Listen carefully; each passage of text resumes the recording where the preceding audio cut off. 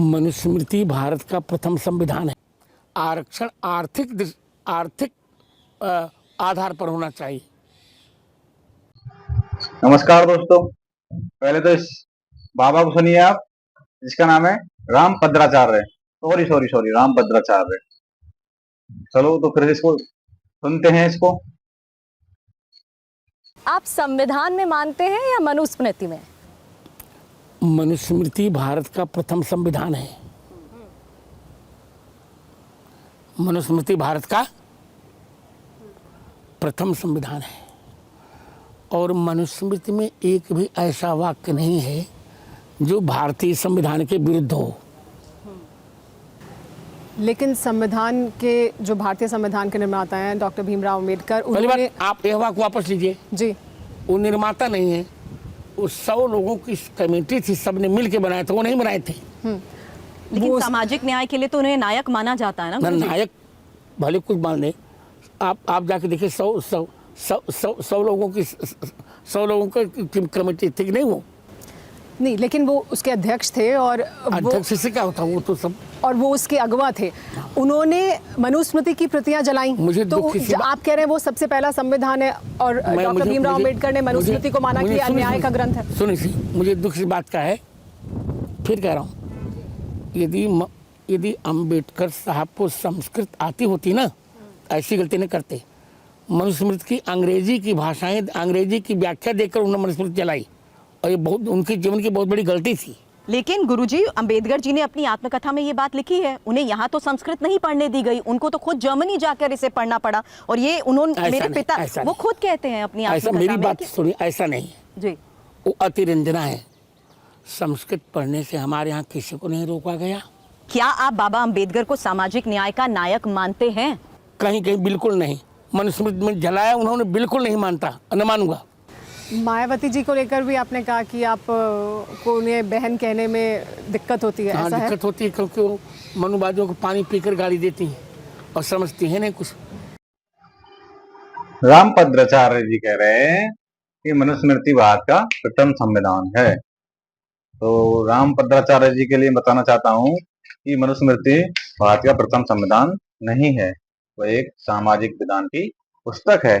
उसमें महिला, दलित के बारे में बहुत बुरा लिखा गया है। ब्राह्मण, क्षत्रिय, वैश्य के तो विशेष अधिकार हैं उसमें, लेकिन शूद्रों के लिए कोई अधिकार नहीं। रामभद्राचार्य जी फिर बोल रहे हैं, रामभद्राचार्य नहीं, रामभद्राचार्य जी, तो उन्होंने कहा कि डॉक्टर अंबेडकर सामाजिक न्याय के नायक नहीं थे। तो मैं आपके लिए बताना चाहता हूँ, रामभद्राचार्य जी, उन्होंने संविधान के द्वारा स्वतंत्रता, समानता, बंधुता जैसे तत्व संविधान में डाले, जिससे सभी नागरिकों के लिए समान अधिकार मिले। कोई दलित हो, ब्राह्मण हो, क्षत्रिय हो, कोई भी हो, सभी के लिए समान नागरिक का दर्जा दिया गया। ये वो पुस्तक नहीं है मनुस्मृति, इसमें ब्राह्मण, क्षत्रिय, वैश्य के लिए तो विशेष अधिकार है। और आप मनुस्मृति और संविधान की तुलना कर रहे हैं, तो मैं आपके लिए बताना चाहता हूँ कि मनुस्मृति एक बहुत ही घटिया पुस्तक है, जिसमें महिला, दलित के बारे में बहुत ही बुरा कहा गया है। संविधान जो हमें स्वतंत्रता, समानता, बंधुता जैसे तत्व दे करके सभी नागरिकों को समान अधिकार देता है, और वो यहाँ भी नहीं रुकते हैं और कहते हैं कि डॉक्टर अंबेडकर संविधान निर्माता नहीं थे। अच्छा, संविधान निर्माता नहीं थे, फिर कौन था संविधान निर्माता? आपके वो यशस्वी प्रधानमंत्री जी हैं, वो स्वयं कह रहे हैं कि डॉक्टर अंबेडकर संविधान निर्माता थे। तो आप कौन होते हैं ऐसा कहने वाले? मैं तो यह कहना चाहता हूँ कि ऐसे जो बाबा लोग हैं, जो धर्मगुरु बने बैठे हैं, सरकार को इन्हें बैन कर देना चाहिए। मुझे लगता है कि शायद सरकार ही इन्हें बढ़ावा दे रही है। मैं सरकार से निवेदन करता हूँ कि ऐसे बाबाओं को जल्द से जल्द धर्मगुरु के पद से हटाया जाए। सामाजिक न्याय, डॉक्टर अंबेडकर ने महासत्याग्रह, पीने के पानी के लिए अधिकार दिलाया, मंदिर में प्रवेश दिलाया, और हिंदू कोड बिल जिसमें महिलाओं की जो आज स्थिति है उससे महिलाओं की जो स्थिति है उसमें डॉक्टर अंबेडकर का विशेष योगदान है महिलाओं के उत्थान के लिए। और वो यहाँ तक नहीं माने, बोल रहे थे कि डॉक्टर अंबेडकर को संस्कृत नहीं आती थी। तो मैं आपको बता देता हूँ कि डॉक्टर अंबेडकर को छोटी सी उम्र में 7 से 8 भाषाओं का ज्ञान हो चुका था, जिसमें संस्कृत भी एक भाषा थी।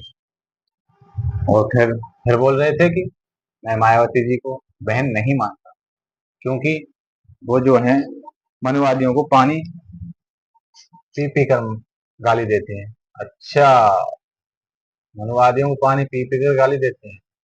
तो मैं बताना चाहता हूँ कि जैसे ही मायावती जी उत्तर प्रदेश में सीएम पद पर विराजमान हुई, उसके बाद से चले तो महिलाओं पर अत्याचार होना बिल्कुल ही बंद हो चुका था, जिससे मनुवादियों के पेट में खलबली मच गई थी।